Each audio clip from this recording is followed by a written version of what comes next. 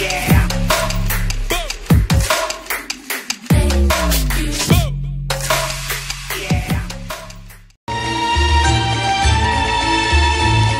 terima kasih Anda masih menyaksikan Gapai Kemuliaan dalam episode Agar Rezeki Makin Lancar. Pak Kiai, itu tadi yang disampaikan di segmen sebelumnya bahwa sebenarnya yang perlu kita kejar adalah rezeki yang berkah, rezeki yang Allah ridho gitu ya. Bukan sekedar rezeki yang kita kumpulkan sebanyak-banyaknya hanya untuk memuaskan kacamata manusia. Nah, sebenarnya definisi rezeki yang berkah itu seperti apa?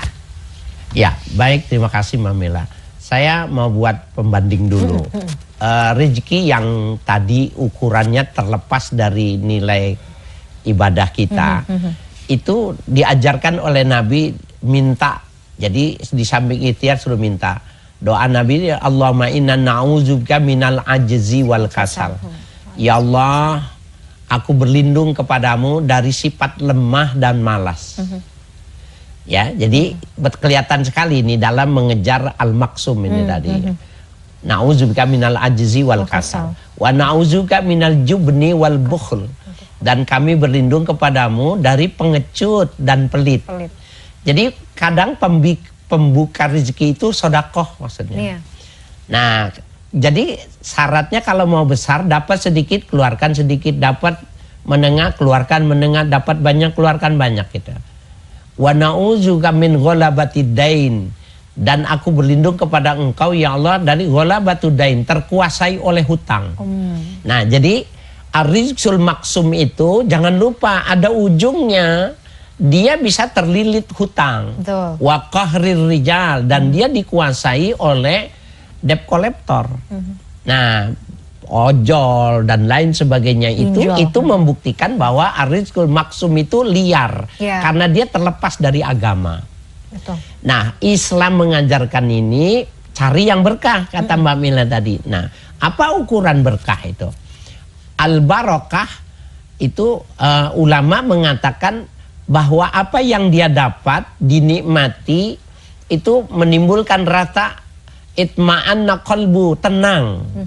Dimakannya tenang, dipergunakannya tenang, dipakai ibadahnya enak, dipakai ya tidak menimbulkan keinginan-keinginan yang jelek. Jadi keberkah itu aspeknya banyak banget tuh. Banyak, betul.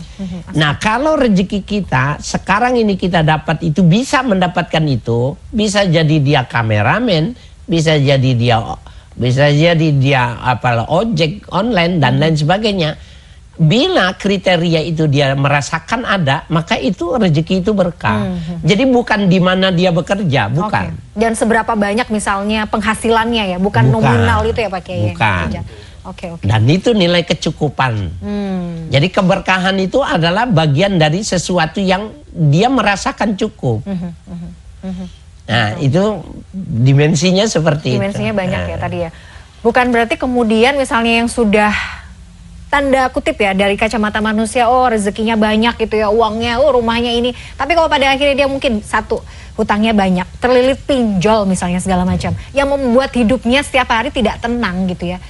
Diburu-buru debt collector misalnya, itu kan sebenarnya ya itu tadi bahwa banyaknya apa yang kita punya itu tidak sebanding dengan, tidak selalu ada keberkahan di situ ya Pak Kiai. Iya. Ini Mbak Mila, saya tahadus binikmatillah sama Mbak Mila kan suka roadshow sendiri keluar. Diajakin Pak Kiai di luar gitu ya. Betul. Nah, yang menarik di satu tempat ini ketika saya datang, saya bilang itu sepertinya bukan muslim gitu.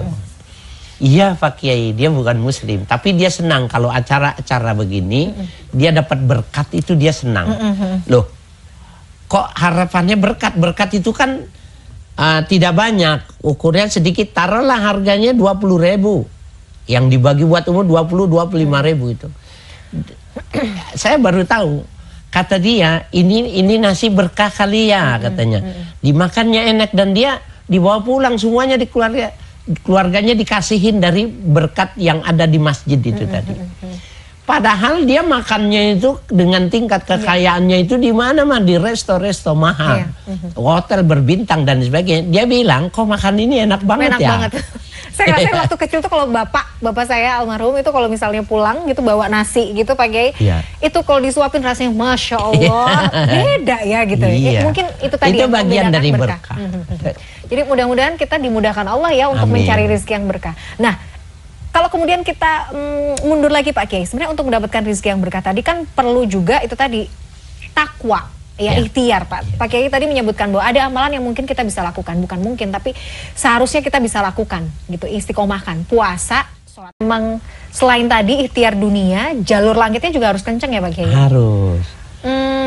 Kalau itu misalnya yang membedakan kita dengan mereka. Oke, Pak Kiai, terakhir sebelum ditutup. Jadi intinya sebenarnya, tapi boleh nggak kita melakukan itu puasa ya?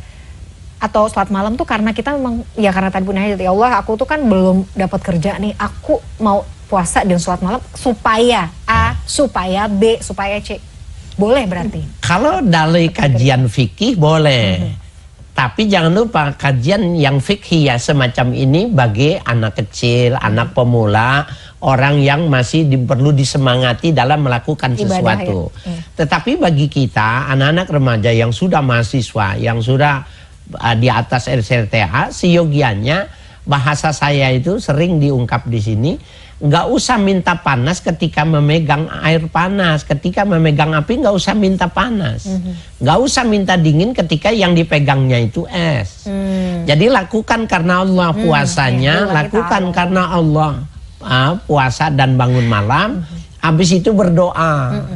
Gitu caranya. Oh gitu ya. Jadi baisnya tadi ya kalau istilahnya Pak Kiai ya. Jadi motivasinya tuh bukan lagi sekedar motivasi dunia, tapi ya memang lakukan ini karena Allah. Karena Allah yang nyuruh sih. Nanti dunia ngikutin ya, gitu ya Pak Kiai. Ya, itu yang dibilang intan surullah yansurkum. Ada nasrullah akan turun. Masya Allah. Pak Kiai menarik sekali. Maunya lanjut boleh nggak sih? Nggak boleh. Waktunya sudah habis tadi sudah dikit.